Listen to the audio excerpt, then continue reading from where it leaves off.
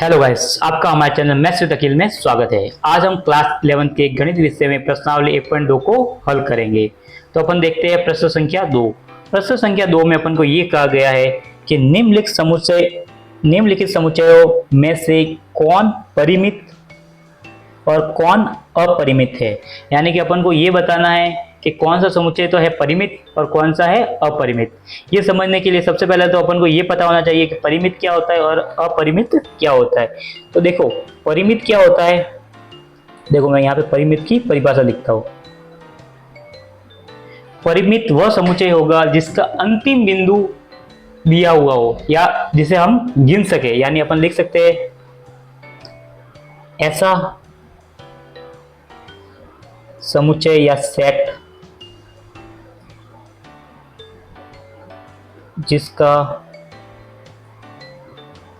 अंतिम अवयव या अंतिम पद अवयव या पद समुच्चय में विद्यमान हो।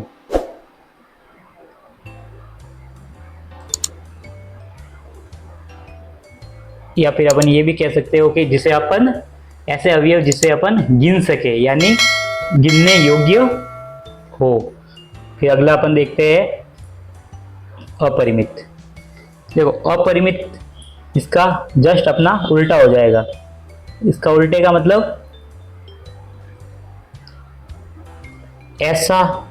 ऐसा समुच्चय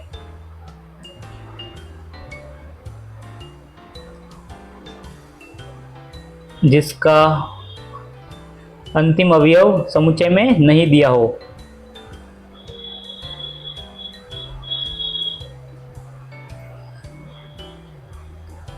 में नहीं दिया हो या नहीं विद्यमान हो। अवयव समुच्चय में विद्यमान नहीं हो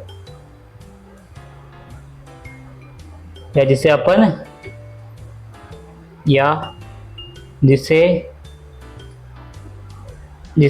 अपन कभी पूर्णतया नहीं गिन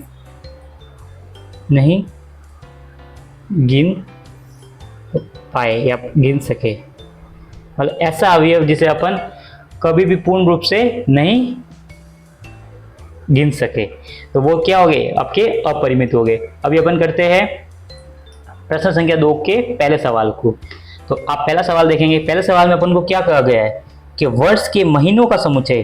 तो देखो, अपन सबको पता है कि वर्ष में कितने 12 महीने होते हैं, जिसको अपन लिख सकते हो। जैसे मैं लिखता हूँ समुच्चय ए। समुच्चय ए में क्या होगा, जनवरी से शुरू होगा, फिर फरवरी होगा, फिर ऐसे ऐसे ऐसे अपन मान सकते हैं दिसंबर तक।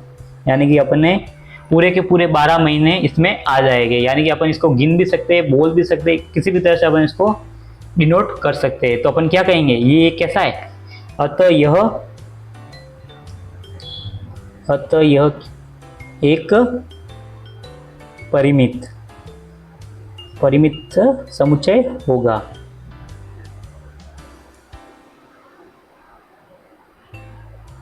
परिमित समुच्चय होगा। एक मिनट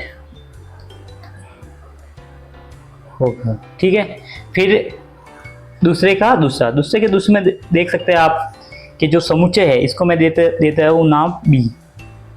देखो, एक से तो शुरू हो रहा है, फिर ये अनंत तक जा रहा है। यानी इसका कोई भी अंतिम अवयव अपन को नहीं दिया हुआ हो, यानी कि ये कहाँ तक जा रहा है अपन को नहीं पता है। तो अपन क्या कहेंगे, चूंकि अंतिम अवयव या अंतिम पद विद्यमान नहीं है,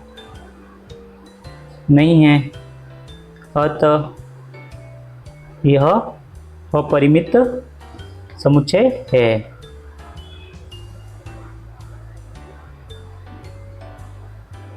अपरिमित समुच्चय है। फिर दूसरे के तीसरे में अपन को ये कहा गया है कि ये है ना प्राकृत संख्या का समुच्चय है जो 1 से शुरू होकर कहाँ तक जा रहा है, 100 तक जा रहा है। यानी 100 क्या, 100 इसका एक अंतिम पद है। तो अपन लिखेंगे चूंकि अंतिम पद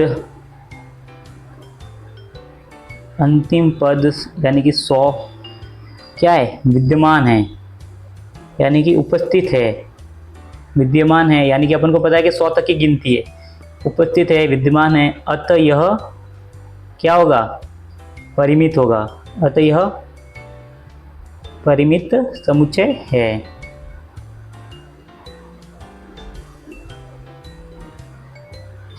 अभी देखो इसके दूसरे का चौथा सवाल। दूसरे के चौथे सवाल में अपन को कहा है 100 से बड़े धन पूर्णांकों का समुच्चय। तो सबसे पहले मैं इसका सेट यानी समुच्चय लिखता हूँ। तो मान लेता हूँ मैं सेट डी। देखो डी में क्या है, 100 से बड़ा यानी कि 101 होगा, फिर 102 होगा, फिर ये तो चलता जाएगा अनंत तक, अनंत तक ही चलेगा, क्योंकि 100 से बड़ी तो बहुत सारी संख्या होगी। तो अपन क्या कहेंगे, चूंकि अंतिम पद उपस्थित या विद्यमान नहीं है, अतः यह अपरिमित समुच्चय है, समुच्चय है। समझ में आ गया आपको। फिर इसी तरह दूसरे का पांचवा, दूसरे के पांचवे में आप देख सकते हो इसमें क्या लिखा हुआ है, 99 से छोटे अभाज्य पूर्णांकों का समुच्चय, यानी आपको अभाज्य पूर्णांकों का समुच्चय लिखना है, और वो भी 99 से छोटे, यानी कि देखो ई में मानता हूँ समुच्चय। देखो अभाज्य है तो 2 आएगा, फिर 3 आएगा, फिर आपके 5 आएगा, फिर ऐसे जाते जाते जाते 99 से छोटा, यानी 99 के पहले जस्ट कौन सा अभाज्य संख्या आती है, सॉरी, तो आएगी अपने 97 ही है कि 98 तो भाज्य संख्या है। तो अपने देखो अपन को पता है 2 से शुरू करना और 97 तक के बीच में सभी अभाज्य संख्याओं को लिखना है। तो ये क्या हो गया, ये भी एक परिमित होगा, क्योंकि क्या, क्योंकि अंतिम पद उपस्थित है, अतः यह परिमित समुच्चय है। तो इसी तरह से अपन ने प्रश्नावली 1.2 का दूसरा सवाल हो गया पूरा।